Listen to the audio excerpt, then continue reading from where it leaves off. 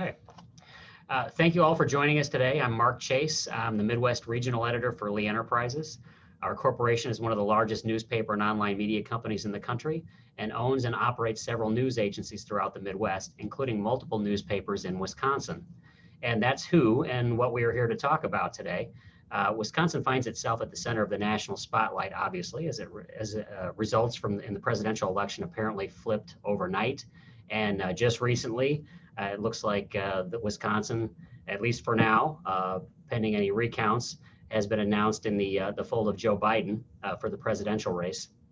That spotlight is white hot, and similar attention has been on the state in a seeming fever pitch this year. Civil unrest emanating from the Jacob Blake shooting earlier this year in Kenosha led to wide-scale protests and rioting, both in Kenosha and the state's capital of Madison. And the activity garnered several days of national and international coverage earlier this year and shaped a good deal of the discussions of social consciousness that were present during the presidential campaign trail. Now, the razor-thin margins separating President Donald Trump from challenger Joe Biden throughout the country run right through this Midwestern state in the way that the election polls and the election returns have come in. Joining me today to discuss essentially the boiling kettle that Wisconsin has become are editors who manage some of the journalists who cover some of these issues, and essentially people who are experts on the political issues and the civil unrest that the state has found itself in recent months.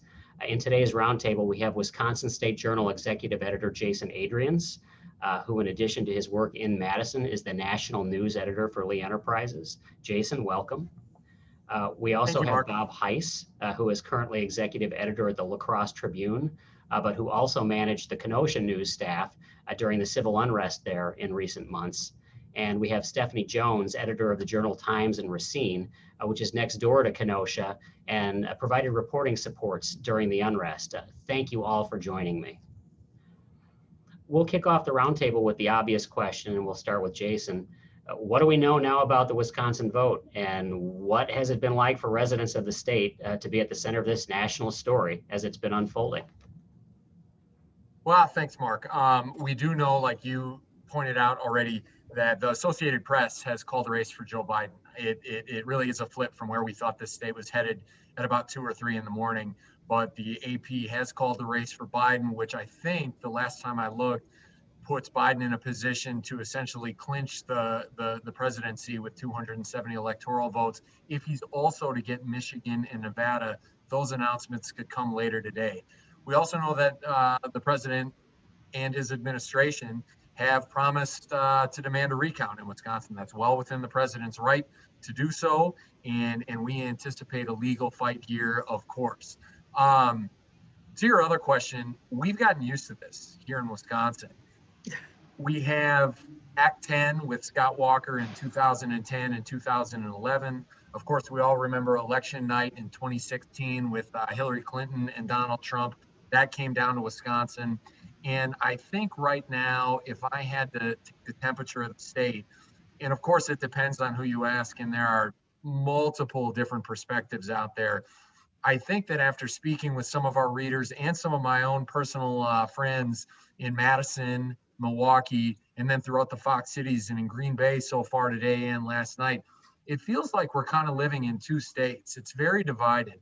Madison and Milwaukee definitely feel very progressive, very liberal, very pro-Biden, especially certain segments of Milwaukee. Whereas if you look at the Fox cities, you look at northeastern Wisconsin, that has emerged to Trump country. And so it's hard sometimes to see a state that has so much shared history and so many shared experiences be divided in this way by two major metro areas and the rest of the state.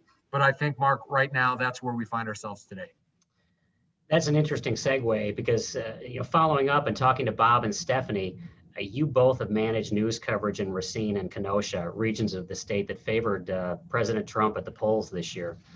What are you hearing from officials as well as readers in your regions about the swinging of fortunes for Biden statewide? And how are people reacting to what they're seeing now?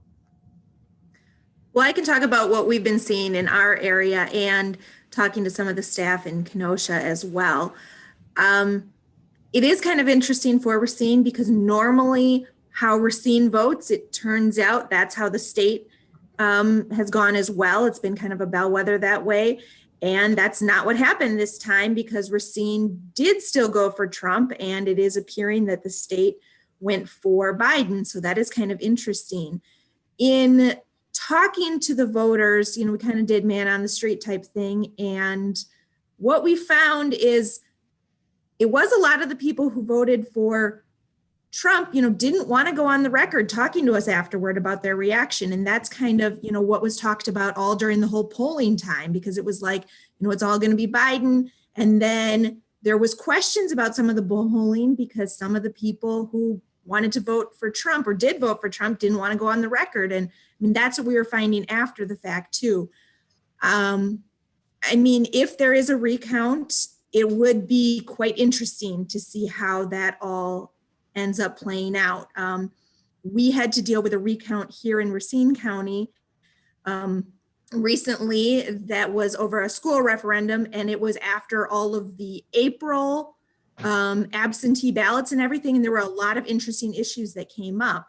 For instance, there were issues about not having witness signatures. Some municipalities counted ballots that didn't have witness signatures, others didn't. There were a number that were thrown out that way. So if you're going to take our whole state and throw out, all the technicalities on those absentees, it could change the numbers. So it's kind of hard to see how it's all going to play out. Sure. No, absolutely. Interesting that you've had some experiences in recent times with the recounts as well. Bob, how was La Crosse handling all this? What's the feeling on the ground there? Well, I came at a time when we had endorsement letters flooded in because La Crosse is known to have letters to the editor from readers and everything. And I was just amazed at how divided right down the middle we are. And so it was very similar to what I felt in Kenosha. But we did talk to people who were very open about who they're voting for. They went out. Early voting was big here, and our turnout was 88.5%. So we had an engaged populace. And I think one of the things to know is that at the beginning of this presidential season, it was expected Wisconsin could be the state that decides it. So I think a lot of people in the state realized that, and a lot of people in the state, including those here, didn't believe the polls. When the polls were showing 9 and 17, one poll was showing 17%. Nobody was believing any of that. Yeah, the polls have certainly had their issues in recent memory, have they not? I want to open this next one up to everybody so that we can kind of get to some of the other why you're used to the spotlight kind of questions. Civil unrest within the months leading up to the elections really put Kenosha on the map amid some extremely difficult circumstances. Of course, like for the rest of us, this was also unfolding in the era of COVID-19 and the pandemic. Tell us what it was like to endure those circumstances, not just as a leader of journalists in that area for Bob and Stephanie, but as residents of that area where the rioting was unfolding in your own backyard. Choking out businesses and jeopardizing lives and safety along the way. We'll start with Bob, and then we'll talk to Stephanie. Bob, you were directly over a lot of the folks that were right in the middle of these riots. Yeah, it was stunning, and from the very beginning, when we first went to the scene of the Blake shooting, and then the evening protesting and looting, and then the fires the next night, and the shootings the next night. We're, as local journalists, we live in the community, we know the community, we know everybody. And at that point, you see things destroyed, you see people really tense to the point, and you see a curfew that is put in for everybody at 7 o'clock at night. And we live like that. And it's kind of interesting, America just saw all these pictures of boarded buildings in our major cities before the election. That has been the case in Kenosha since late August. In fact, I was at the post office, and the front of the post office still boarded up in downtown Kenosha. But I did feel that second day, third day of the unrest in Kenosha, one of the issues became the response. Did the state respond fast enough? And of course, President Trump sent in support. And right there, it became, I thought that would be one of the key issues dividing everybody in a divisive year at the polls. Yeah, for sure. Stephanie? Yeah, so for us, with Racine right next to Kenosha, I mean, people in Racine were terrified watching what happened in Kenosha. And just there was the fear every night that it was going to cross into Racine.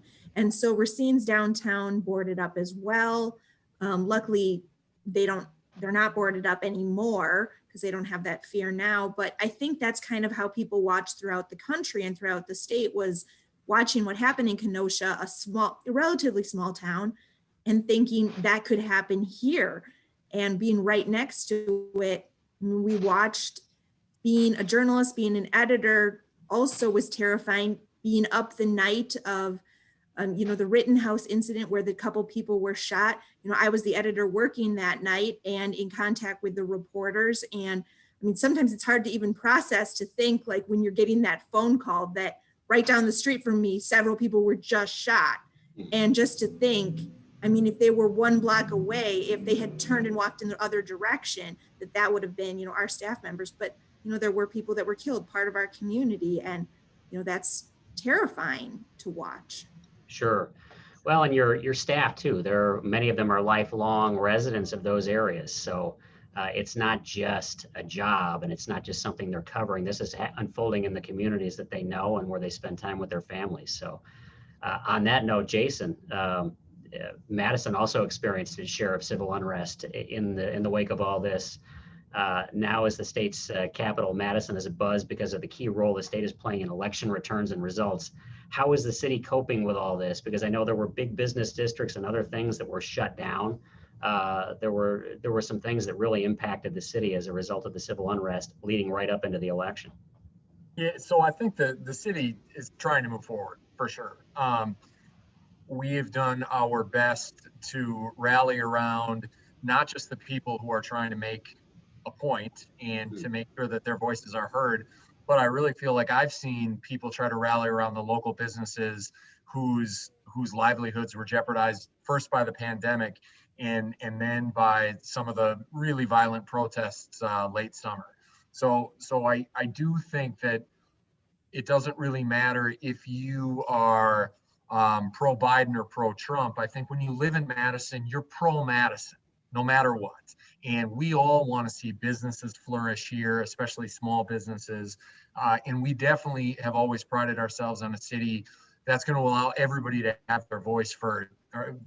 Now, what I will say is, going into today, it was a tough morning for a lot of people in Madison, no question about it. We had one of our reporters, Barry Adams, was out on the street talking to Madison residents throughout the course of the morning. And what I heard from those interviews was sadness, nervousness, and still yet a glimmer of hope that, okay, we don't know who's won the state yet. We don't know how this is going to all shake out. There was certainly some trepidation and some nervousness, though. On the other hand, I saw something on my way into work this morning that I rarely see. And I saw at least 4 or 5 trucks sporting their red Trump Make America Great flags on the Beltline on the way to work and flying them proudly. That's not something I saw yesterday. It's not something I saw last week. And now that the AP has called the race for Biden, those attitudes and those feelings probably will change and evolve. But one thing that we all know for sure is that the president of the United States right now, Donald Trump, is very resourceful and he's very savvy. And no matter what side of the political aisle you fall on, you know that he's got his administration and his legal team ready for a fight here in the state and throughout the country. And so I think right now, if you took Madison as a whole, you'd see certainly more optimistic people about the end result. Of course, we went for Biden here in Madison by overwhelming numbers.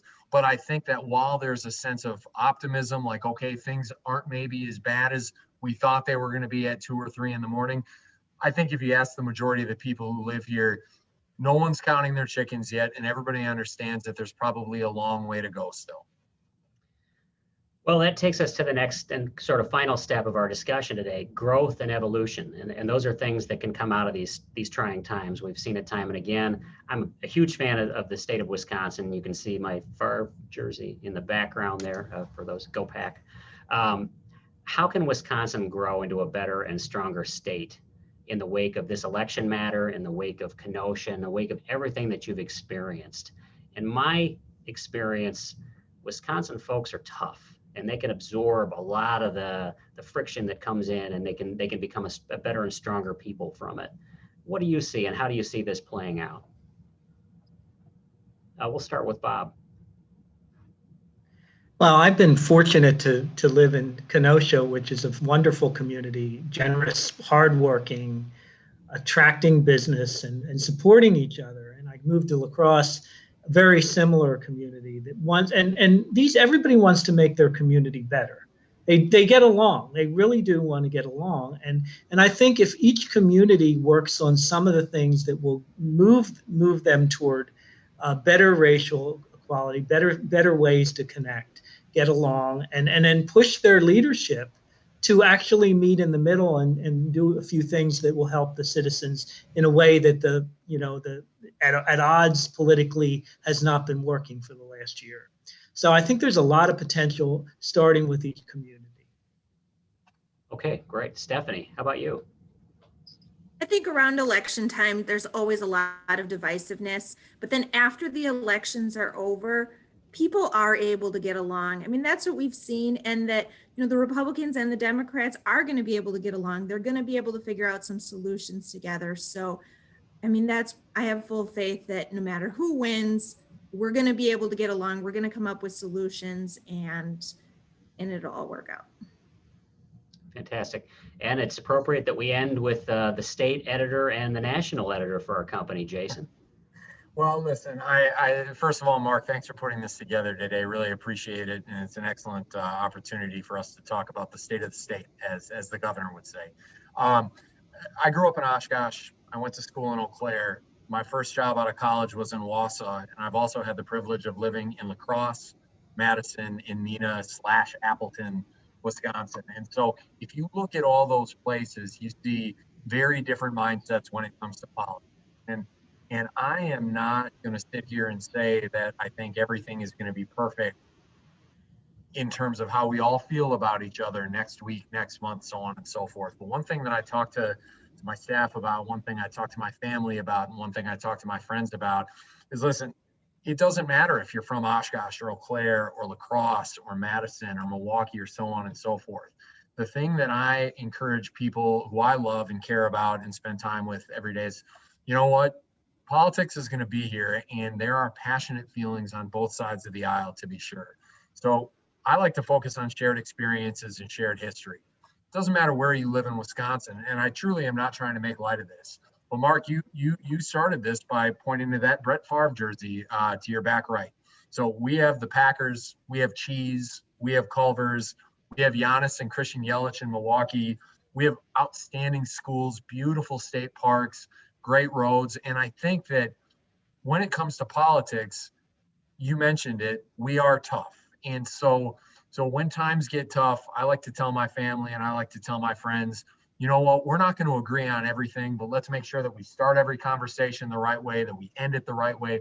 The stuff in the middle we can disagree about, but let's do so respectfully. And let's never forget for a second that Wisconsin has been around for a long time.